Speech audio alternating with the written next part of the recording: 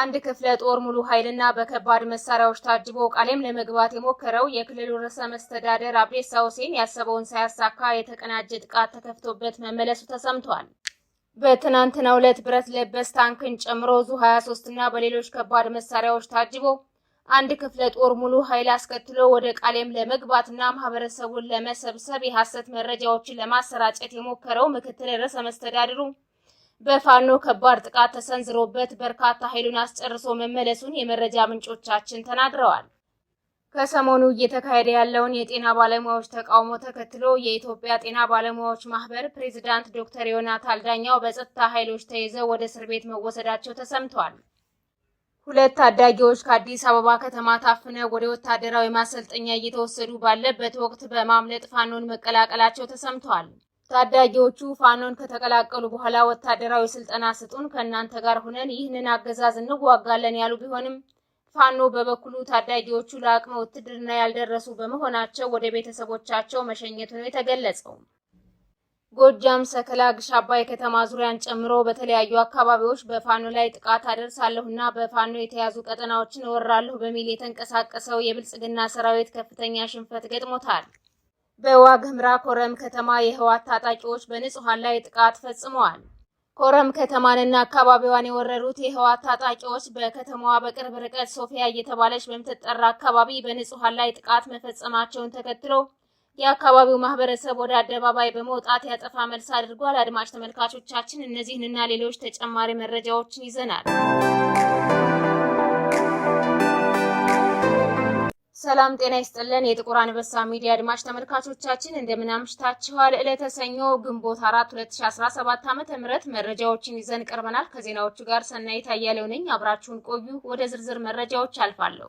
አንድ ክፍለ ጦር ሙሉ ኃይልና በከባድ መሳሪያዎች ታጅቦ ቃሌም ለመግባት የሞከረው የክልሉ ርዕሰ መስተዳድር አብዲሳ ሁሴን ያሰበውን ሳያሳካ የተቀናጀ ጥቃት ተከፍቶበት መመለሱ ተሰምቷል። በትናንትናው ዕለት ብረት ለበስ ታንክን ጨምሮ በዙ-23 እና በሌሎች ከባድ መሳሪያዎች ታጅቦ አንድ ክፍለ ጦር ሙሉ ኃይል አስከትሎ ወደ ቃሌም ለመግባትና ማህበረሰቡን ለመሰብሰብና የሐሰት መረጃዎችን ለማሰራጨት የሞከረው ምክትል ርዕሰ መስተዳድሩ በፋኖ ከባድ ጥቃት ተሰንዝሮበት በርካታ ኃይሉን አስጨርሶ መመለሱን የመረጃ ምንጮቻችን ተናግረዋል። በመሆኑም በቃሌም ቀጠና አባይ ተራራ፣ ደብር ተራራና ቃሌም ሚካኤል በተባሉ አካባቢዎች ላይ በተደረገ የማጥቃት እንቅስቃሴ በሌተናል ጄኔራል አስፋው ቸኮል ከሚመራው የሰሜን ምስራቅ እዝ መካከል ከ100 በላይ የሚሆነው ሙትና ቁስለኛ ስለመደረጉ ተሰምቷል። ከወራት በፊት በዚሁ ቀጠና በተደረገ ለአስጨራሽ ትንቅንቅ ኮሎኔል ጣመን ጨምሮ በመቶዎች የሚቆጠሩ የሰሜን ምስራቅ እዝ ወታደሮች ሲደመሰሱ አንድ ሻለቃ ሙሉ ጦር ከነሙሉ ትጥቁ መማረኩን ምንጮች አስታውሰዋል።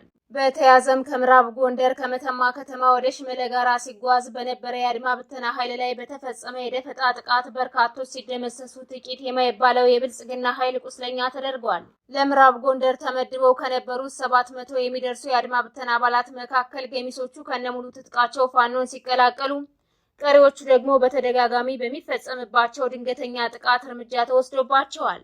ወታደራዊ ስልጠና ወስደው በየቀጠናው የተመደቡት የአድማ ብተና ኃይሎች አገዛዙን ያስታጠቃቸውን የጦር መሳሪያዎች በመያዝ ፋኖ ወንድሞቻቸውን እየተቀላቀሉ ሲሆን ይህንን እድል ያላገኙት ደግሞ በየቀኑ በሚፈጸምባቸው ድንገተኛ ጥቃት እርምጃ እየተወሰደባቸው ይገኛል።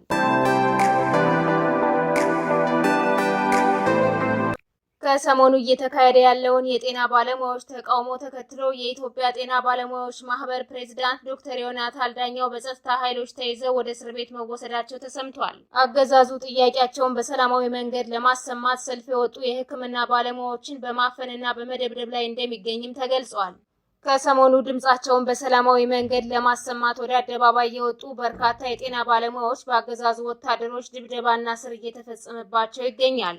በሕክምና ባለሙያዎች ላይ ጥቃቱን የሚፈጽሙት ያገዛዙ ወታደሮች ሲሆኑ ጥቃት ከተከፈተባቸው መካከል በርካቶች ከባድ ጉዳት ደርሶባቸው ወደ ሆስፒታል መግባታቸው የተገለጸ ሲሆን የኢትዮጵያ ጤና ባለሙያዎች ማህበር ፕሬዝዳንት ዶክተር ዮናታን ዳኛው በጸጥታ ኃይሎች ተይዘው ወደ እስር ቤት መወሰዳቸው ታውቋል።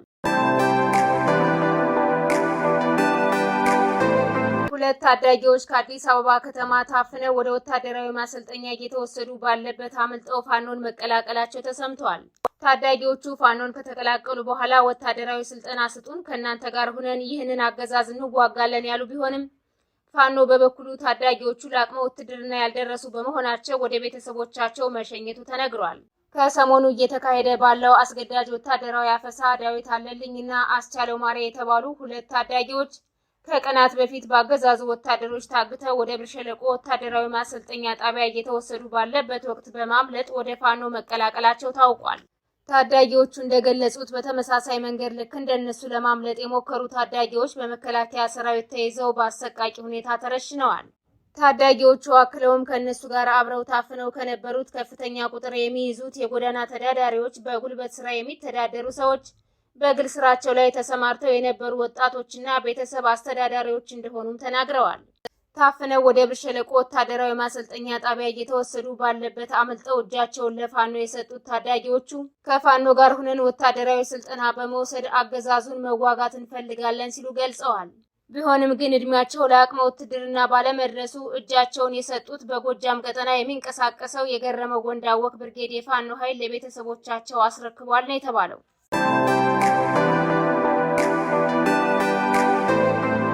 ጎጃም ሰከላ ግሽ አባይ ከተማ ዙሪያን ጨምሮ በተለያዩ አካባቢዎች በፋኖ ላይ ጥቃት አደርሳለሁና በፋኖ የተያዙ ቀጠናዎችን አስመልሳለሁ በሚል የተንቀሳቀሰው የብልጽግና ወታደር ከፍተኛ ሽንፈት ገጥሞታል። ሰራዊቱ እንደሚታወቀው ከቦታ ቦታ በመንቀሳቀስ በተለይም በፋኖ የተያዙ ቀጠናዎችን ለመውረር ተከታታይ ጥቃት እየሰነዘረ ይገኛል። ይህንንም ተከትሎ ፋኖ ጠላት እንቅስቃሴ ባደረገባቸው ቀጠናዎች ሁሉ ተከታታይ የደፈጣ ውጊያዎችን በማድረግ በጠላት ሰራዊት ላይ ጥቃት ማድረሱን ቀጥሏል። የአብይ አህመድ ስልጣን ጠባቂ የብልጽግና ሰራዊት በህዝብ ላይ የከፈተው ጦርነት ዛሬም የቀጠለ ሲሆን የአማራ ፋኖ ተጋድሎ በአራቱም ጠቅላይ ግዛቶች በአሸናፊነት እየገሰገሰ ይገኛል። በአማራ ህዝብ ላይ የተከፈተው ጦርነት በአራቱም የአማራ ግዛቶች በተለይም ንጹሃኖችን ኢላማ በማድረግ በርካቶችን እየጨፈጨፈ የሚገኝ ሲሆን የአማራን ህዝብ ህልውና ለመታደግ የወጣው የፋኖ ኃይል ተጋድሎ ቀጥሏል። በዋግ ኽምራ ኮረም ከተማ የህወሓት ታጣቂዎች በንጹሃን ላይ ጥቃት ፈጽመዋል። ኮረም ከተማና አካባቢዋን የወረሩት የህወሓት ታጣቂዎች ከኮረም ከተማ በቅርብ ርቀት በምትገኘው ሶፊያ እየተባለች በምትጠራ ቦታ በንጹሃኖች ላይ ጥቃት መፈጸማቸውን ተከትሎ የአካባቢው ማህበረሰብ ወደ አደባባይ በመውጣት ያጠፋ መልስ አድርጓል ተብሏል። ታጣቂዎቹ በሰላማዊ ሰዎች ላይ ድብደባና ግድያ የፈጸሙ ሲሆን ቀሳውስቶችን ጨምሮ በርካታ ንጹሃኖችን አፍነው ወስደዋል። ወደ አደባባይ የወጣው የአካባቢው ማህበረሰብ በንጹሃኖች ላይ ጥቃት የፈጸሙትን የህወሓት ታጣቂዎች ድንጋይ በመወርወር ጭምር ያጠፋ መልስ በማድረግ ጉዳት አድርሰውባቸዋል ተብሏል። ባሳለፍነው ሳምንት ታጣቂዎቹ ባላማጣ ከተማ በኃይል የብልጽግና ቢሮዎችን እንይዛለንና በአማርኛ የተጻፉ ታፔላዎችን እናወርዳለን በሚል ባደረጉት እንቅስቃሴ የከተማዋ ነዋሪዎች ወደ አደባባይ በመውጣት ተቃውሟቸውን ያሰሙ ሲሆን በንጹሃኖች ላይ ተመሳሳይ ጥቃት መፈጸማቸውን መዘገባችን ይታወሳል።